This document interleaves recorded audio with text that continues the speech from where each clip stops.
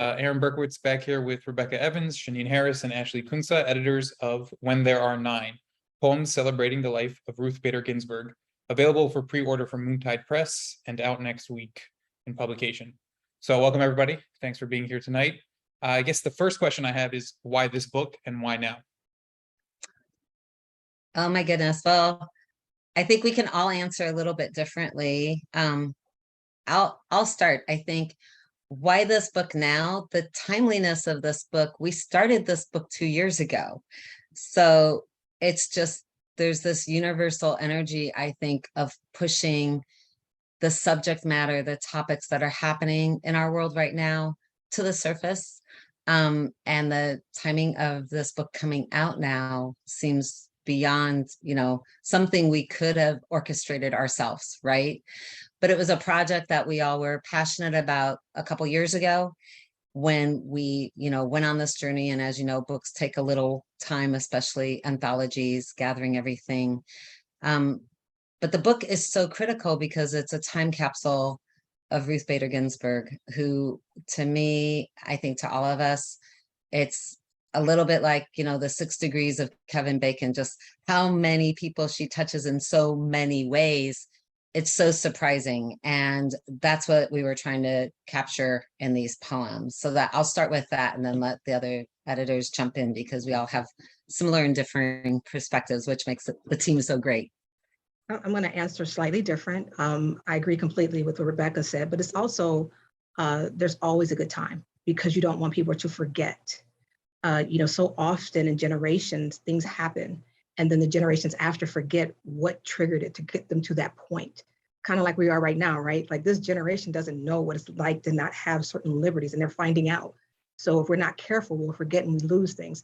So part of this is a reminder. It's a remembrance, right? Remember who she was, what she fought for, especially right now. So when you ask why now, it's like, oh, it's always a time for this. It's not just now, it was yesterday, it's tomorrow, right? Not just right now. Yeah, and I think I would just add to that, the book kind of got its genesis when she passed away.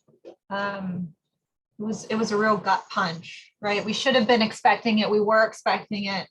And yet it was still like, how did this happen? Right. And in the political moment of its happening, it was sort of unreal and unbelievable.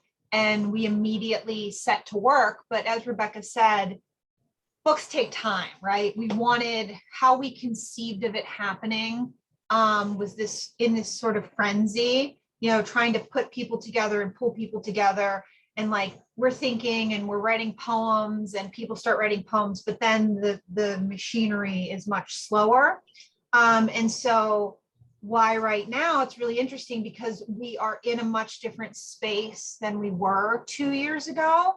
And hopefully the reception of this book is going to be not just, it's going to launch for real next week, but hopefully it's going to outlast, the coming months, and it will be something for years to come. And hopefully in years to come, we'll be in a space that is much different and better than where we are right now. And the conversation, will continue. And so hopefully it will be not just this book right now, but this book in years to come. And, her legacy and the work that we're doing in honor of her will hopefully continue to grow and to live on. Yeah.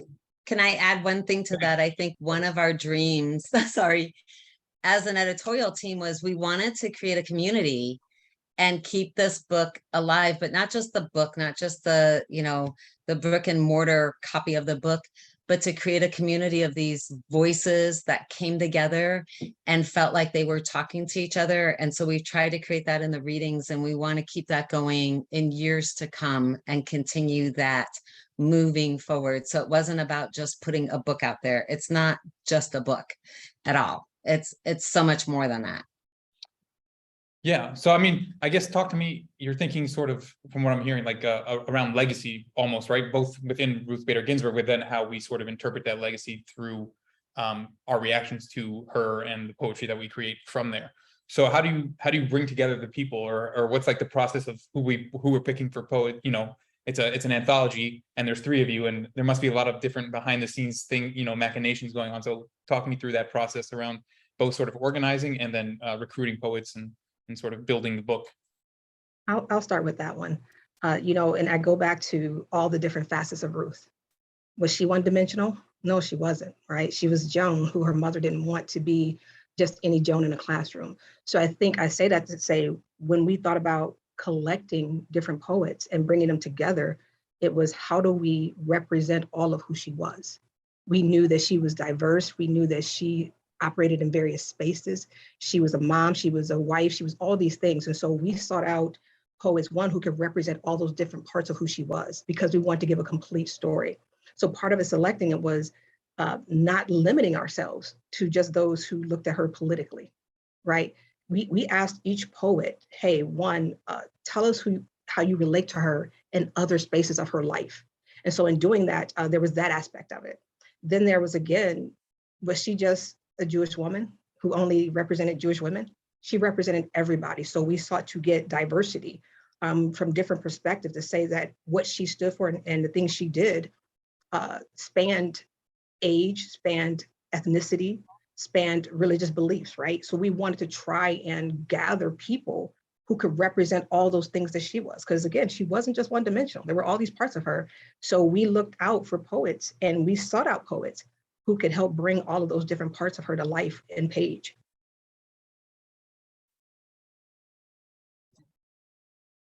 Yeah, I'll go next, and then Ashley, you can follow. Yes, exactly. I think, Shaneen, you nail that. And I think when we were looking at not just the poets, but then the poems that we selected from those poets, because some poets sent more than one, saying, which one do you want? Which one serves this anthology?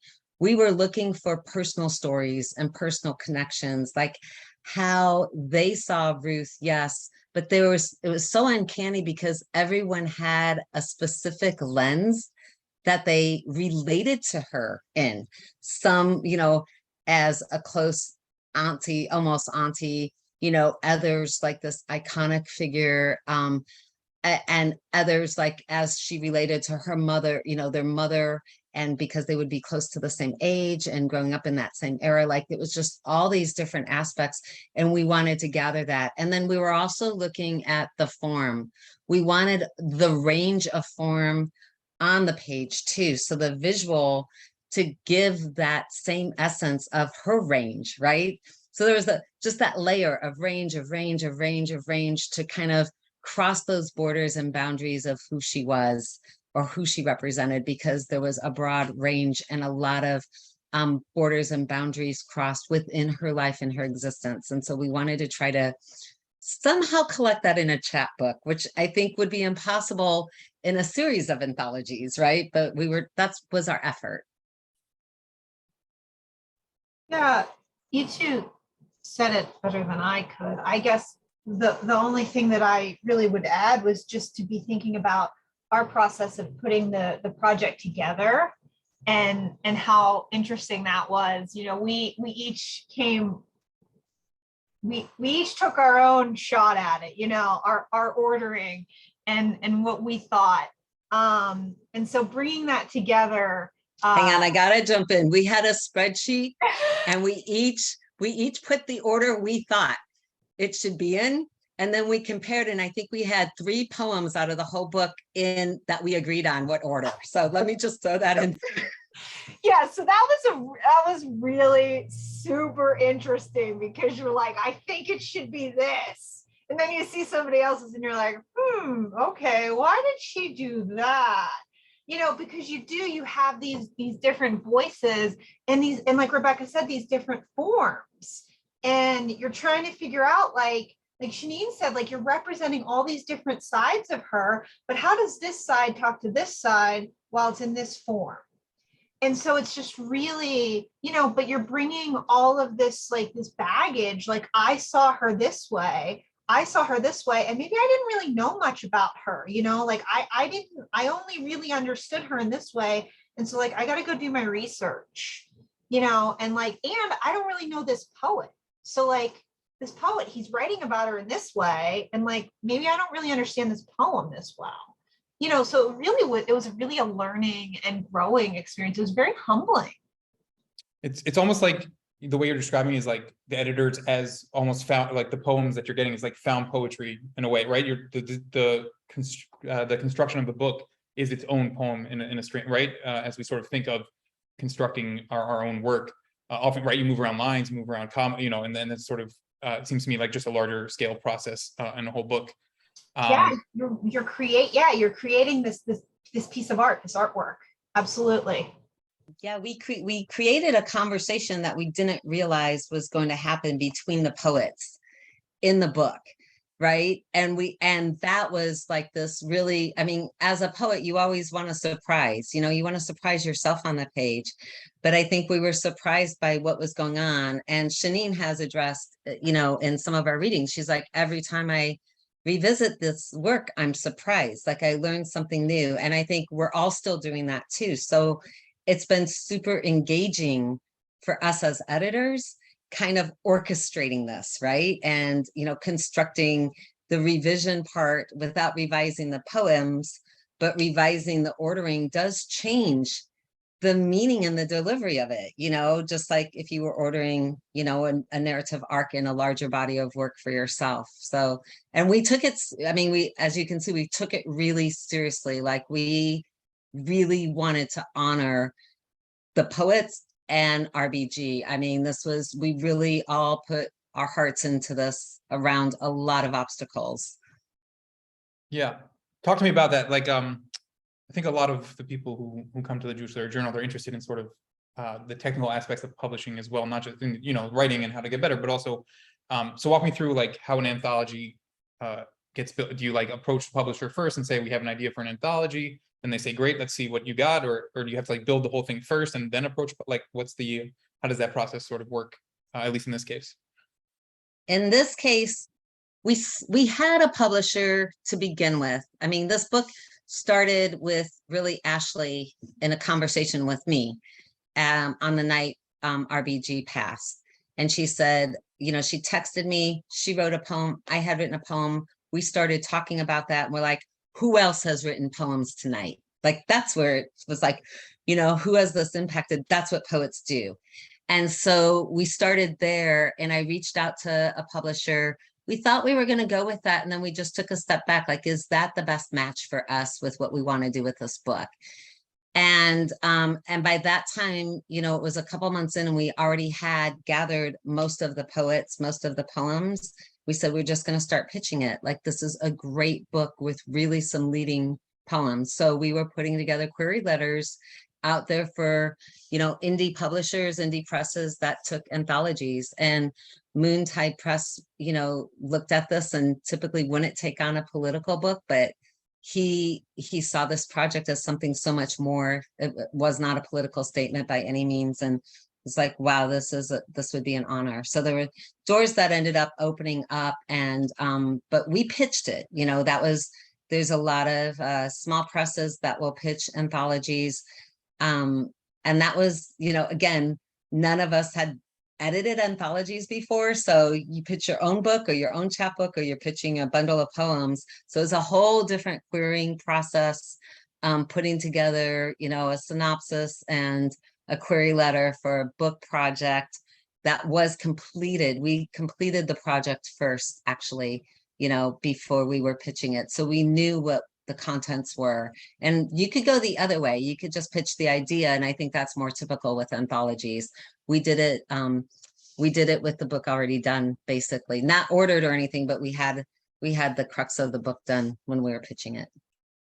Rebecca spoke from a very technical space, which believe me, she mastered. So thank you, Rebecca, because we all learned from you in that regard.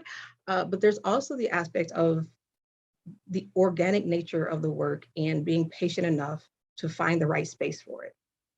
I remember earlier on saying, hey, let's just find every type of publisher we thought would work for the book, right? And sometimes it's this matter of letting kind of the universe find the right publisher to respect the work. You know, and I don't know if everybody wants to speak to that, but being patient enough to say no when the right space comes, that door opens no matter what you thought it was, and you just have to be willing to accept it. So there were a lot of places where we thought we should look, and just having that patience to say, no, this deserves a right space. It deserves a cultured and nurturing space. And so being patient enough to wait for that. Yeah. And as a team, we made a command decision to not go with the initial publisher, which is a big deal. You know, when you have an anthology and you're not in contract, but you're in conversation and you've secured a publisher to go, we want a better fit for this manuscript. And just really holding that space, like Shaneen said, you know, that takes some courage, because, you know, now you have to go through a series of potential rejections and that whole process. But we trusted that there was a better fit for the manuscript. We just really wanted that for the poets, for the manuscript, for, you know, the entire project. Yeah, it's interesting you're bringing up sort of the fit, and then also the idea of political. So I was going to ask actually about, like, do you see this as a political work? Do you see it as an artistic work? Do you, like, how do you distinguish between those two things? Or, you know, I've heard, you know, all art is political. So how do you like define those categories, or how do you see this work fitting into those categories? I think Ashley needs to start that answer. She's quiet over there. Notice we were all waiting for you, Ashley. I'm like, I'm gonna let somebody else start that one. Wow. I mean, I don't think it's possible to talk about RBG without being political. I personally, I think even saying that something is not political is political. So I'm the wrong person to ask. I was just saying all this to my students last week, but yeah, so I think it is, but I just don't think it's possible to talk, but I do think the book is political. I think it's very artistic, but I think it is a political book. And I think, you know, I think that she's, everything about her, you know, was her mothering was political. Her wifing. I don't. What's the verb? What's the verb there? Wifing. I'm writing that verb down and using it in a poem. Yeah. Whatever you want, you know. Her wifing was political.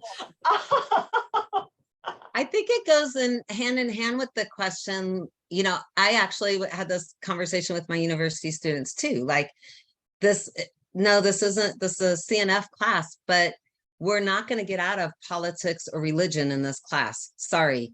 There's no category that's completely separated.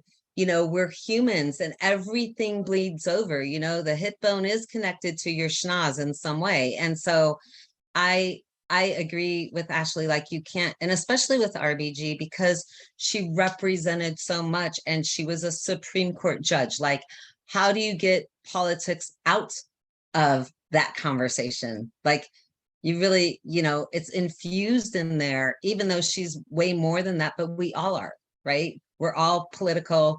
We all have, even not being spiritual or not being religious, is it religious? We have a religion, something you believe in that you're passionate about, that drives you forward, whatever, however you want to label it, you can't get away from it. Does it mean that it's a heated, debated conversation? I think that's another, when we talk politics today, it means something different than, is this a political conversation, right? And so I think that's where I would say this is an artistic piece of work. And yes, it is a political conversation, and it is a religious and spiritual conversation, and it is a human condition conversation more than anything else. So. And I'm actually just going to echo what's been said. You know, when you think about politics, when you think about moving people, what does that more than the arts? Think about songs, you know, right to mind right away. Marvin Gaye's "What's Going On" comes to mind. I mean, was that political or was it art? Right? It was fit for purpose. So when you look at this work, you have to say, no, it's fit for the purpose. And if you want to say that it's an art form that promotes politics, okay, well, it's fit for that purpose. If you want to say it's an art form that talks about a political woman or a woman, it's fit for that purpose. It's art that's fit for purpose. And I think this goes hand in hand with that as well. Absolutely.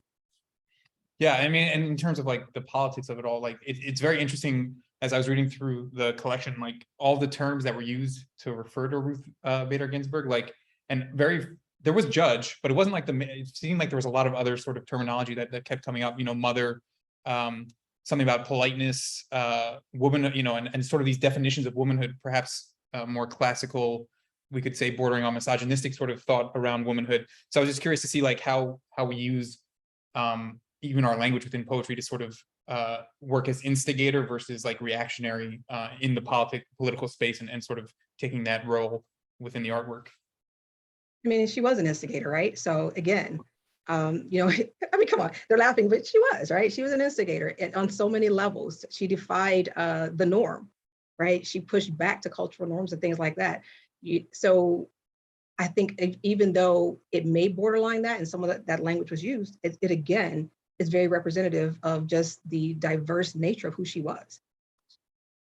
And even without using Ruth's name or her position or a title or a label, you could take some poems like Harbinger, no mention of Ruth, but it is something Ruth stood for, and it's so profound today, our climate and what's happening with pollution and how toxins are killing us.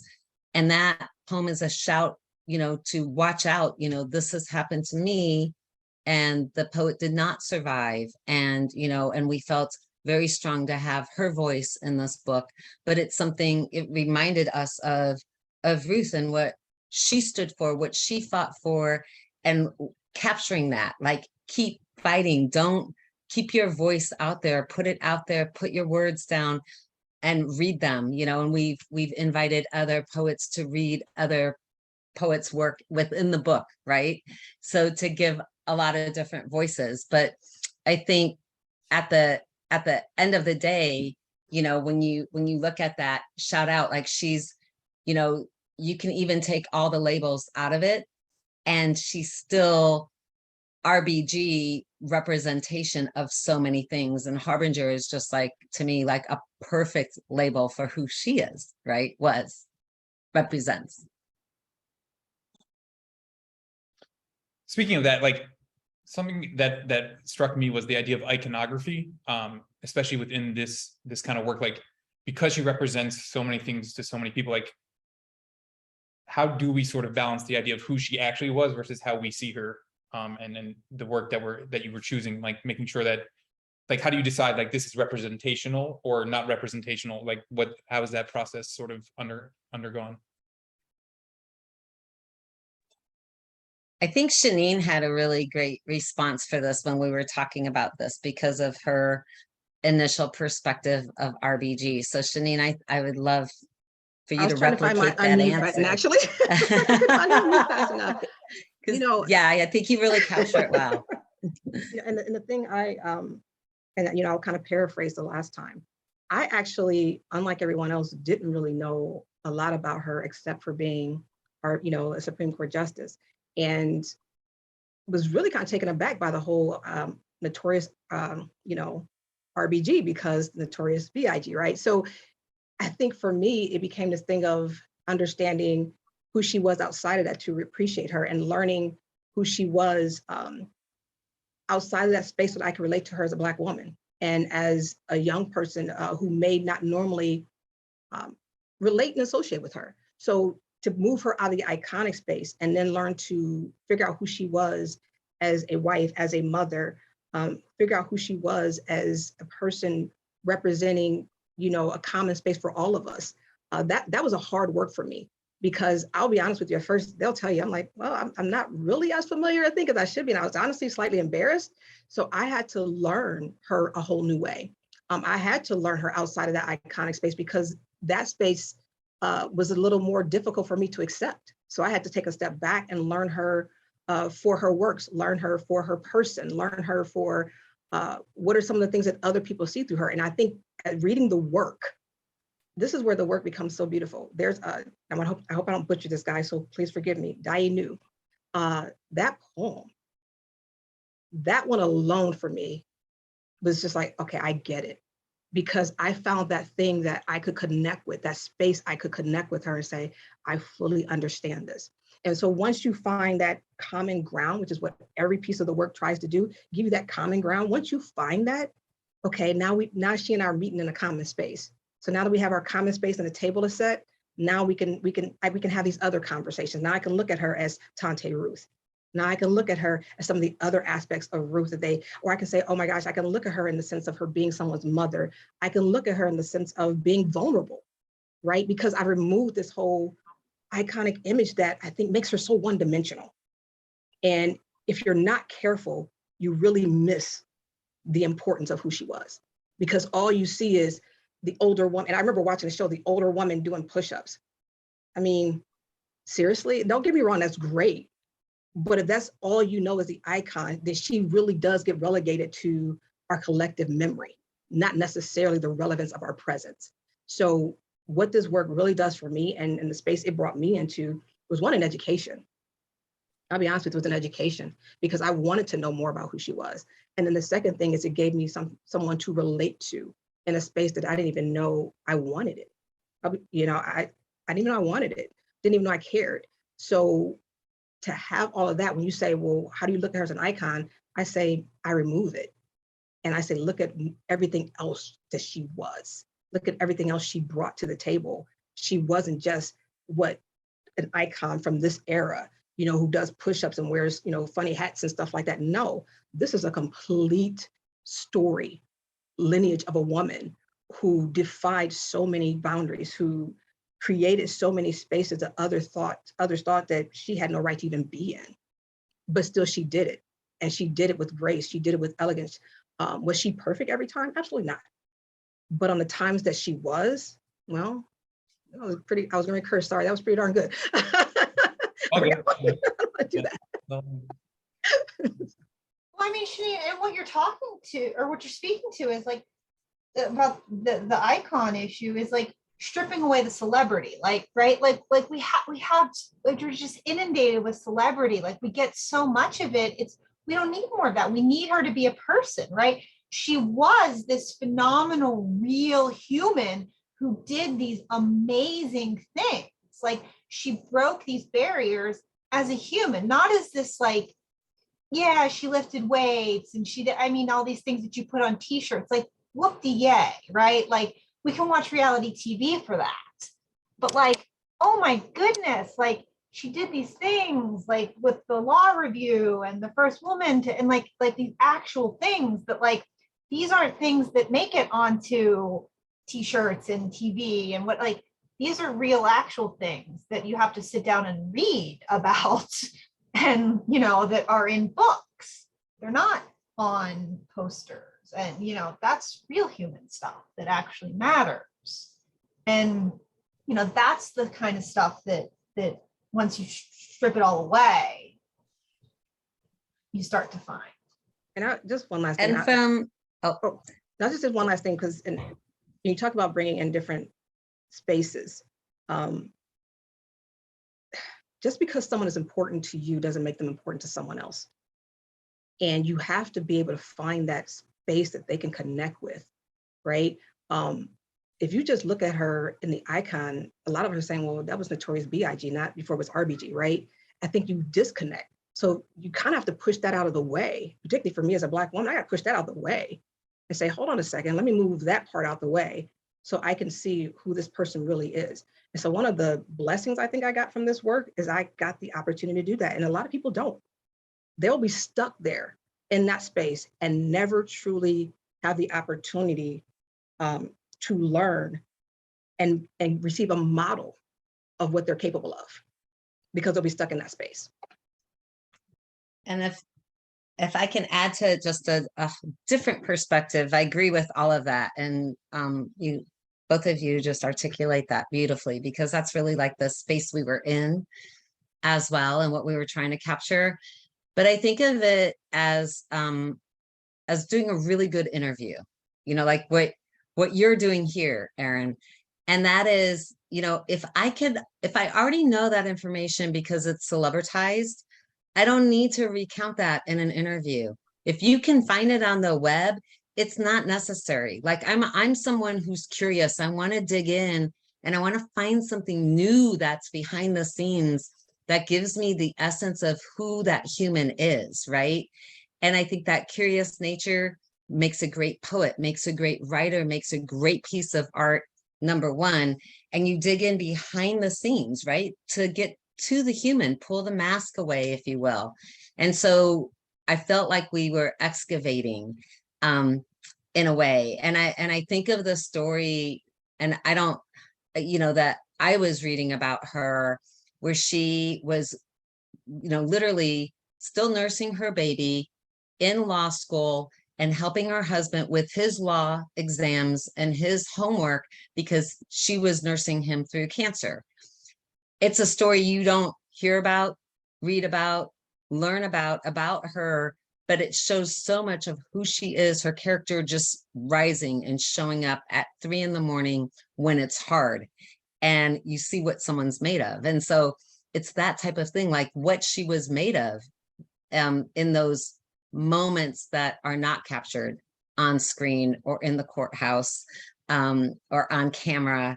Those were the moments that really define who we are as humans. And then that's what makes that connection. Like, I've done that. Like I could relate to that, or I wish I could have done that and showed up with that kind of grace. Wow. And that inspires you or gives you hope. And that human connection and emotional connection becomes super valuable. So I think it's like really digging behind the scenes and taking, not just removing the icon, but taking away celebrity, just stripping away the veil of what we do to celebrities. There's still people at the end of the day, they're put as frontmen on the stage. And I actually feel really bad for a lot of the positions that they end up being put in. And you just wonder, who were they really, versus how they had to live. But I think she tried to mirror who she was in the courtroom. I want to just add that too. Like the icon of her, I think she tried to walk the walk, tried to talk the talk. And I think that's super admirable. Yeah, one of the inherent tensions that I was noticing as I'm reading the work also is like her vision of what the court's purpose was. Because there's like it's interesting you brought up Dayenu before, Shaneen, because that poem seems to like imply that they sort of force the issues or they make the issues, whereas other poems like Carla Schick's poem a little later on is like, well, they're just there to sort of, it's already in the text, and then there's just there to bring it out, like to interpret the text. So it's just an interesting sort of tension that we see, and perhaps that's like a political question also in its nature. But it's just like, what is the purpose of the court, or what is the purpose of sort of her life? Like, right, it's her life's work. So like, what is she trying to accomplish? Is she trying to reveal what's already there? Is she trying to interpret what's already there and then make it sort of new? Like, I don't know. I'm not sure. Why does it have to be either or, I guess, is True. the question I'd ask right back. Again, I think, and I say this with the utmost grace, that sometimes we try to make things one-dimensional. She wasn't. There were times when she was exposing what was there, There were times when she was just going against what was there. And there were times when, hey, okay, I can get with this. I'm going with the flow thing. I think all of that's there. I think you need both. And the beautiful thing that I've learned about Ruth Bader Ginsburg is that she knew what to be when. She knew what to be when, in every context. And she wasn't afraid to do that, even if it meant she was standing by herself.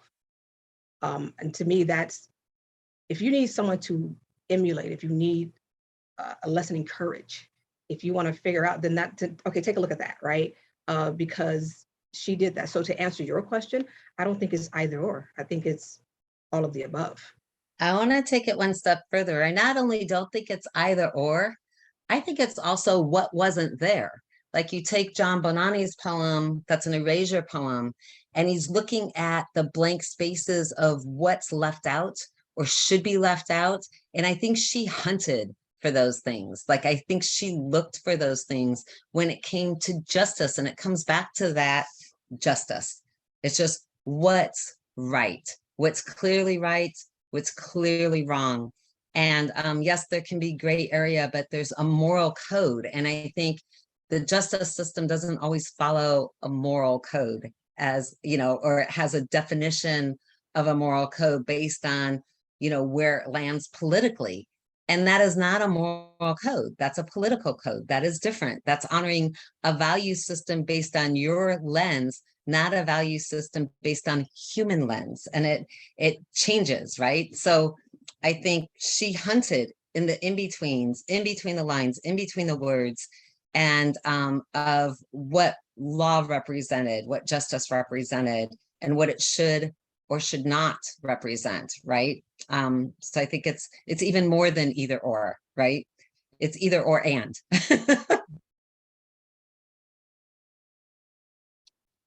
This is like an insider baseball topic, a little off topic, but as I'm like thinking around the poets and the poems that we're talking about, like you had Patricia Smith and she wrote the introduction, but we didn't get a poem. Like why not a poem from Patricia? You know, I've had the pleasure of hearing her speak and being around her a couple times. And like, she's such a powerful writer. So how do we get the introduction, but not a poem?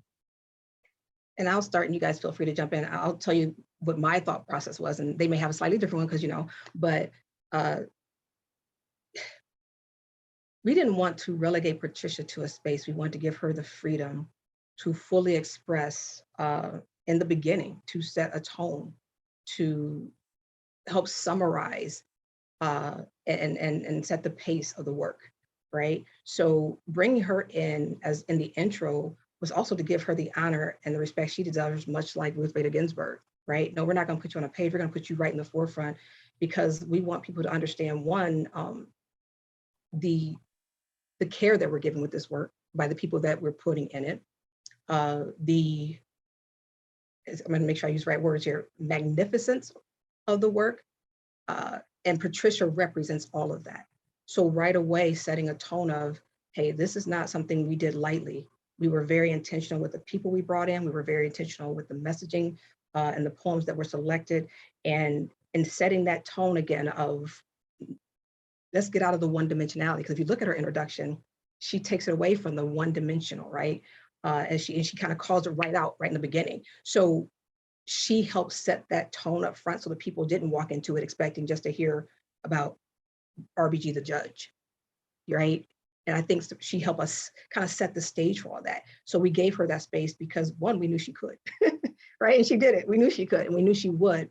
And that's exactly what she delivered.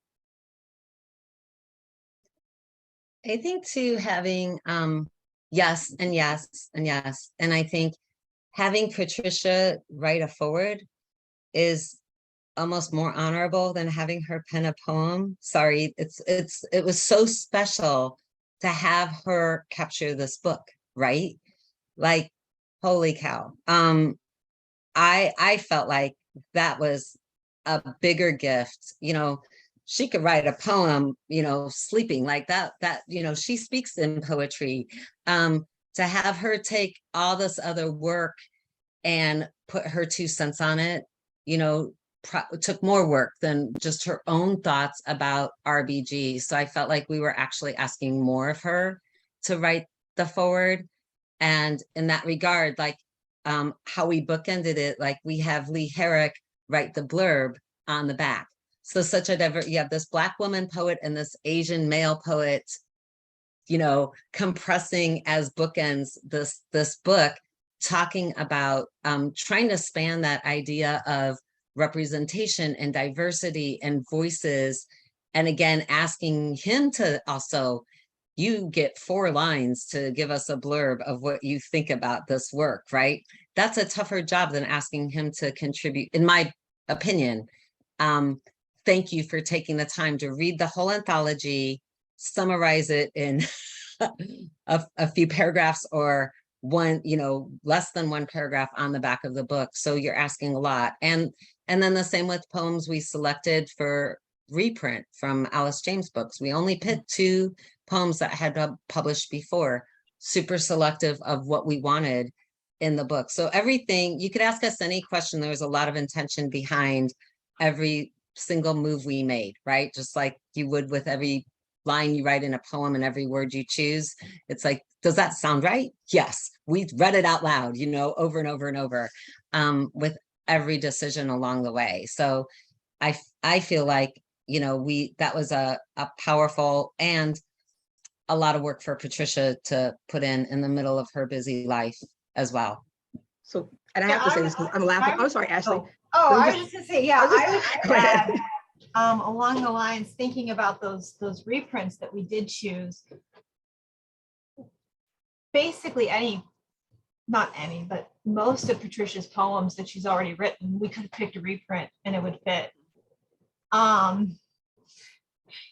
And that would have been, I mean, you know, that would have been an easy go-to, but she really was like, she was we want her for this intro.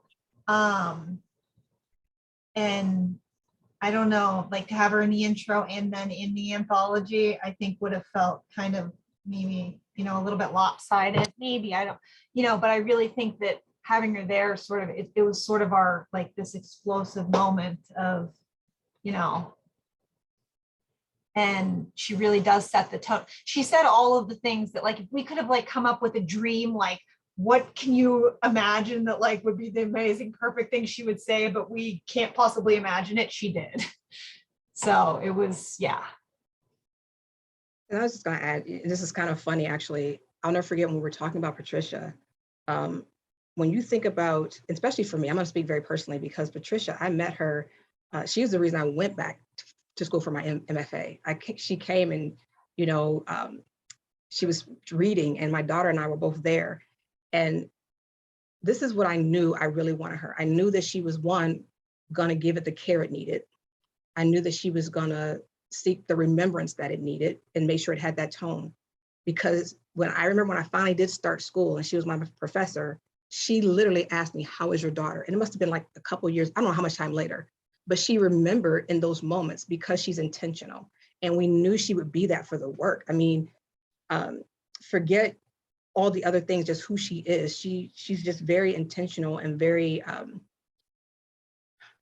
aware and takes good care with things. Like, I mean, look at what she did with, you know, with everything with Hurricane Katrina. She takes care, right? I mean, so like, to me, it was just a no-brainer. I think I was just more afraid that she would say no than anything else. So when she finally said yes, I mean, forget the Super Bowl, man, that was like, we just hit touchdown and we just won the game. So just to have her on board and knowing that she would do those things and bring those things to the work. Yeah. Definitely. I mean, I remember when I met her the first time, and Sarah Lawrence, and she did a rendition of, I forget the name of the poem, but she was talking to a white supremacist and she does this rendition from his Skinhead. Skinhead, thank you.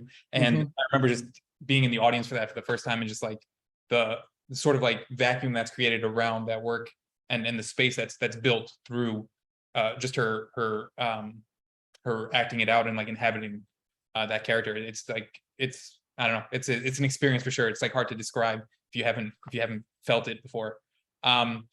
It's a delivery. I have my juvie girls watch her performing Skinhead because it's so powerful regarding labels, and yeah, we could go into that whole topic, but she delivers, and that, you know, and she delivered in this forward. So Yeah. And speaking of that, like sort of forward encapsulating, like one of the lines, there are a lot of lines, but one of the ones that stood out was in Carla Schick's poem, that sort of like repairing the fractures in our laws. That was like RBG's sort of philosophy about how she approached things. And so you were talking before, like when we started, about community and sort of this idea of project as not ending now, but sort of as you know, genesis of something more. So like, what is the long-term vision? Is it, you know, like meetups? Is it more books? Is it like what you guys see as sort of sparking once this is released? yeah, so I'm going to try to contain myself talking about this, but one thing that we've done is we've launched a ton of virtual readings, and a thankful space that COVID did create was an ability to connect people, you know, regardless of geography. So that has been a really beautiful community. And in that, we've asked the poets to share, you know, not just show up and read their poem, but to talk about their process, to talk about you know, what instigated their poem, to speak towards their work, or towards how their work might be in conversation with other work within the anthology. So it's more than just a reading. We're calling them readings and conversations, and we want to keep that conversation going. We'll be doing a live reading at the synagogue here in honor of RBG. We're hoping that will be an annual event. And we're also working on setting up a offsite AWP reading as well, and hoping that that can be an annual event. So we can have at least a couple annual in-person events and continue with at least a couple on, virtual events as we move forward. Not just about the book, but the community. And what was interesting is, in even one of the readings, one of the poets said, I just moved, from California, actually here to Boise, Idaho. And she's like, and this is a community, like this became my community, this book, like the showing up for the virtual readings. And I was so giddy because I felt like this is what we wanted. And we want this safe space that it will be more than that. It will be people coming together to celebrate Ruth, to keep moving forward, to keep conversations going, to keep important dialogues happening, to keep justice on the front burner, to push it and push it and push it. So that's what we're hoping for. And sky is the limit, but that's where we're at right now.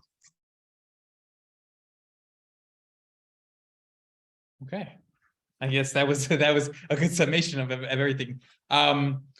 Before we sort of wrap up, was there anything that I didn't ask about, or anything that you wanted to sort of point out that I missed? I'm human after all, so I'm sure I missed something.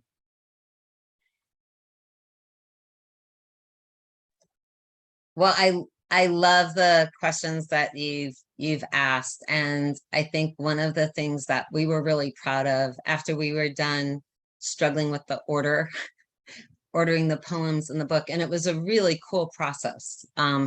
Having 3 editors, I think, was a super interesting thing. So I just want to touch on that for a minute. And having 3 editors with completely diverse backgrounds and lenses and different approaches to poetry, different educations. We all went to the same MFA program. So we all have the MFA in poetry from Sierra Nevada. And that's how we met. Like, that's where, we became like acquainted with each other. But I think it changes how you approach editing. If you're, for me, having a singular lens on an anthology, I don't know that I would trust myself in the future of just to me, it now feels like super egotistical to go, I can edit, 40 people's pieces of work. To have 3 of us really looking at it and in conversation about it was huge, because we learned a lot about the poems, the poets, the editorial process, each other's lenses and perspective. So we gained, over the last couple of years, we gained a huge knowledge and an education, and I think a lot of respect for each other. We also brought a lot of different strengths to the table that helped shape this book that one editor definitely wouldn't have brought, 2 editors couldn't have brought, but 3 could do it and do it well. And I think it does take special personalities to bring 3 people together in conversation too. It takes, as like trying to get our schedules together is no easy task. We're all working poets and writers, and have families and obligations. And in this time, we were working around COVID, the pandemic. We each had illnesses, fostering children, surgeries. I mean, all kinds of things that were happening, and the poets did too. And we kept going and kept going. And I think because of the work, because of who RBG was and why we were all so passionate about it. So I think there's a lot with the unity of 3 editors and how well that really works together. And I would really encourage poets, writers, editors getting together and combining forces, being in collaboration with each other. I think in the world of writing, sometimes there's so much competition, and this collaborativeness is really what's needed. That brings beauty and really great art and voices to the table at the end of the day. And I love this part of it so much. I mean, that's the community matters, the relationships that we've been able to build has been really incredible. It's been an incredible journey. So I want to just bring that up because I think it's super important. Again, kind of behind the scenes and pulling back the Wizard of Oz curtain and going, this is what, you know, brought this forth. And I think you can feel it in the work. Like you can feel that in the book, that energy that was put into it, the love that all of us have for each other and for the work.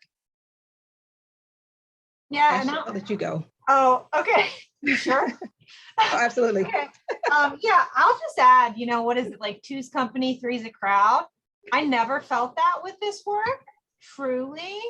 I can't imagine how we would have done it without three. We needed like all our forces to like get all the best poets that we could. Everybody played their role. It never, like, egos were never a problem. We sent way too many emails and we couldn't keep track of them. I'm so guilty of that. Like just the other day, I was like going through so many emails because I was like, I don't want to be the one to have to say, I know this email came through and I can't find it. And You then- hush So now. you waited for me to do it. Is that what? So that's how that they're worked. You waited for probably me to gonna- say You're gonna it. get that email later. It's gonna be like, where's this? I have a schedule? system for emails. That's the only reason. But truly, I mean, everybody was so gracious, and you know, it was just it really was. It was a labor of love, and sometimes a labor of hate. You know, whenever you're just like, oh my goodness, why can nothing work?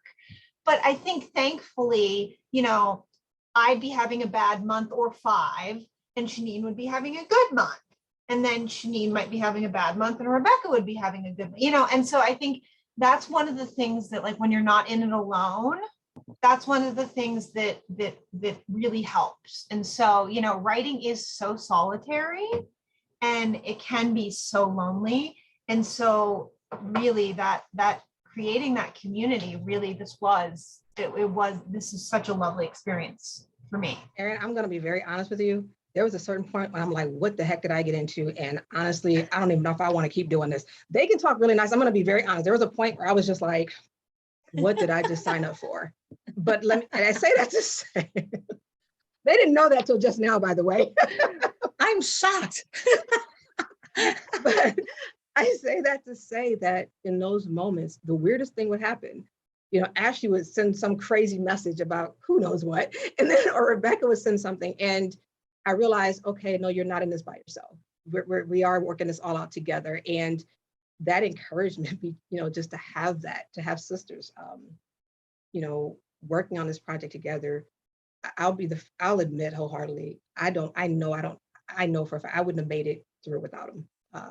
So I'm just going to say that and leave it there and say thank you guys. Well, and we can all three say the same thing. Like, none of us would have done it independently. There's no way, or we would have pulled something off, but not this. Not even close. Yeah, I think it does. I really do think it shows through the work and the quality of poets and poetry that is, you know, within the whole work. And so I just wanted to thank you guys for coming on tonight. I know it was hard to coordinate, but we made it work. WhenThereAre9.com is where everybody can go, right, to see all the information and pre-order. It's out next week, but you can pre-order it currently from Moontide Press, and it'll all be in the description down below. And so again, I just want to thank you all very much. Thank you, Erin. Thank you. Yes, thank you, Erin. And thanks for juggling your schedule with our schedules. So we appreciate this 3 a.m. phone call. Yes. Thank you, guys. Thank you.